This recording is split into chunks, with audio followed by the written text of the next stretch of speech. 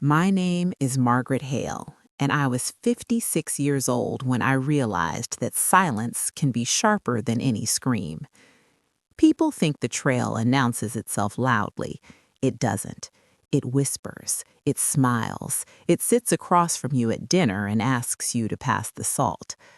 I raised my son Daniel alone after his father died in a highway accident when Daniel was 12. I worked two jobs, one as a hospital billing clerk during the day, another cleaning offices at night. I missed school plays, I missed birthdays, I missed sleep, but I never missed him. Daniel grew up handsome, ambitious, and, if I'm honest, hungry for approval in a way that worried me. He wanted more than stability. He wanted wealth, status, the kind of life I could never give him. That hunger made him vulnerable. I just didn't know to whom.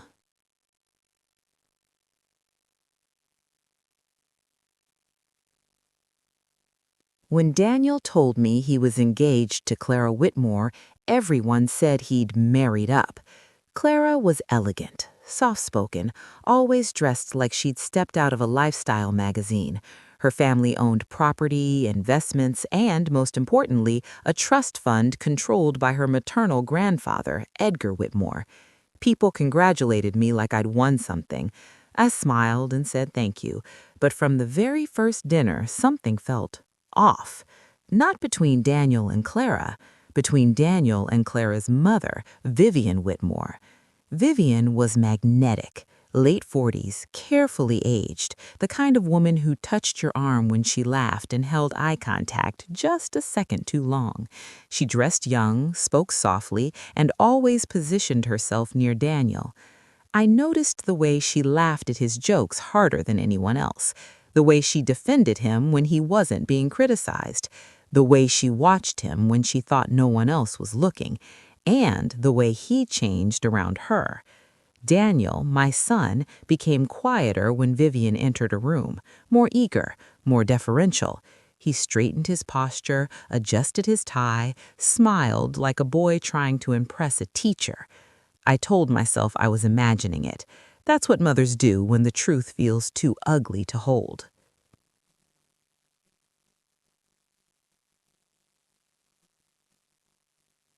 6 months before the wedding, Daniel stopped asking me for advice.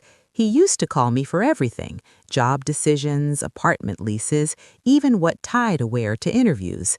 Suddenly, his answers became rehearsed. "I've got it handled, Mom. Vivian knows people. Things are going to change soon." Change. That word kept appearing. Then came the money. Daniel quit his job at a mid-level finance firm without telling me. When I asked how he was paying rent, he laughed it off. "Investments," he said. "What investments?" "Private ones." He wouldn't meet my eyes. A week later, I overheard a phone call. He didn't know I was home. "I told you I can't rush her," Daniel whispered. "She trusts me, but she's not stupid." Pause. "No, not Clara, her grandfather, Edgar." My hands went cold. "I'll handle it. After the wedding, everything changes." I stepped back into the hallway before he could see me. That night, I didn't sleep. The wedding was scheduled at the Hawthorne Estate, a vineyard venue rented for 3 days. Nothing modest, nothing accidental. Vivian took control of everything. She chose the flowers, she chose the seating, she chose the guest list, and she made sure I had no say. "You must be exhausted, Margaret," she said sweetly one afternoon. "Let us handle this. You've done enough." Done enough, as if raising Daniel had been a temporary inconvenience. I noticed Clara growing thinner as the wedding approached, quieter, nervous. She trusted her mother completely. That was the cruelest part.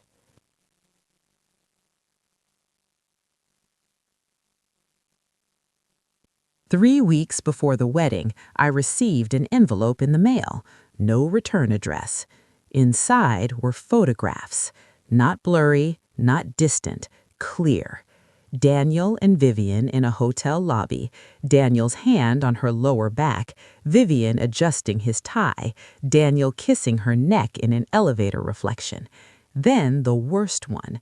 Vivian in a silk robe, Daniel shirtless behind her, a timestamp from 2 years ago. I sat at my kitchen table. When Edgar Whitmore answered my call, his voice was steady, polite, and distant, the voice of a man who had spent his life keeping emotions under lock and key. "Margaret Hale," he said slowly, "Clara's future mother-in-law." "Yes," I replied, "and the only person who still believes your granddaughter deserves the truth." There was a pause. "I don't entertain gossip," Edgar said, "especially before a wedding." "Neither do I answered. "That's why I hired someone who doesn't guess." Silence again, longer this time. "Come to my office tomorrow morning," he said. "Bring whatever you think proves your courage." He didn't hang up on me. That was the first crack in his certainty. Edgar's office overlooked the river downtown, the kind of view money buys when it's been multiplying for generations. He was in his late 70s, spine straight, hair silver and immaculately combed. Not fragile, not naive. He looked at me the way bankers look at borrowers. Ruth laid everything out. Photos, bank transfers, hotel records, private messages retrieved from a burner phone Daniel didn't know he'd left behind. Edgar didn't interrupt, didn't raise his voice, didn't blink. When Ruth finished, Edgar leaned back in his chair and folded his hands. "My daughter," he said quietly, "has always believed she was smarter than everyone else in the room." He looked directly at me. "She learned that arrogance from her mother." Then he did something that surprised me. He smiled, not kindly, strategically. "Leave this with me. And Margaret?" "Yes, you did the right thing by not confronting anyone." That was when I knew this wasn't going to end privately. The Hawthorne estate buzzed with anticipation. Guests arrived early, champagne flowed freely, Vivian floated through the venue like a queen inspecting her kingdom. She wore white to the rehearsal dinner, not ivory, white. I watched Clara's face tighten when she saw it. "Oh, sweetheart," Vivian laughed, touching her daughter's cheek. "It's just a dress." Daniel avoided my eyes the entire evening. He had the look of someone standing on a trap door, convinced it would never open. The night before the wedding, Daniel came to my room. He knocked softly, like a child. "Mom," he said, stepping inside, "you've been distant." I said nothing. "Vivian says stress is normal before weddings. She thinks Clara's grandfather is impulsive." There it was, fear. Not guilt, fear. "She says once everything settles, we'll all be very comfortable." I finally spoke. "Comfortable at whose expense?" He stiffened. "You wouldn't understand." I nodded slowly. "You're right. I understand far more." His eyes flicked to the door. He left without another word. That night, Ruth texted me one line. "He transferred money again. She's rushing the timeline." The wedding itself was beautiful, painfully so. Clara walked down the aisle radiant, hopeful, completely unaware she was marrying into a lie constructed by the two people she trusted most. Vivian cried during the vows. Daniel did not. Edgar sat in the front row, expressionless, hands folded, watching. The reception hall glittered with chandeliers and crystal glasses. Music played. Toasts began. Vivian was glowing. She kissed Daniel's cheek in full view of the guests, lingering, too lingering. Then she stood and tapped her glass. "I'd like to say a few words," she announced. Edgar shifted in his chair. I felt it. The air changed. Vivian spoke about love, about destiny, about investments in the future. She raised her glass to family and to partnerships that last. That's when Edgar stood up, slowly, calmly, deliberately. The music stopped. The room turned. He didn't raise his voice. "I believe," Edgar said, "it's time we discussed the real partnership being celebrated tonight." Vivian's smile froze. Daniel's face drained of color. Clara turned, confused. I folded my hands in my lap and waited. For a moment, no one moved. Not the servers holding trays of champagne, not the band frozen mid-note, not the guests, mouths half open in confusion. Edgar Whitmore stood at the center of the reception hall like a man about to read a verdict. Vivian laughed lightly, waving a hand. "Oh, Daddy," she said, "you always did love your dramatic pauses." Edgar didn't look at her. Instead, he turned to the event coordinator. "Please dim the lights," he said. The coordinator hesitated. Edgar raised his phone and nodded once. The lights dimmed. A large screen behind the head table, meant for a slideshow of childhood photos, flickered to life. Clara leaned forward, smiling, expecting memories. What appeared instead was a hotel receipt, then another, then a photograph. Clear, intimate, undeniable. A collective gasp rippled through the room. Vivian took one step back. Daniel reached for Clara's hand. She pulled away. The screen changed again. Security footage of Daniel and Vivian entering a hotel together. Text messages followed. "Vivian, you did so well today. I'll make sure he signs after the honeymoon." Daniel, "I hate lying to her." Vivian, "Love is expensive. You'll thank me later." Clara's breath hitched. "No," she whispered. "No, this isn't real." Edgar spoke calmly over the murmurs. "For 2 years," he said, "my daughter has maintained an intimate relationship with the man standing beside her own child." Vivian rushed forward. "This is insane," she shouted. "These are lies, fabrications." The screen switched again. Bank transfers, amounts, dates, notes, for rent, for discretion, for patience. Daniel dropped into a chair. Clara turned slowly. "Is this true?" she asked him. He opened his mouth. No words came. That silence was her answer. Edgar raised his hand. The room fell silent again. "I established a marital trust for my granddaughter," he said. "It was designed to protect her future."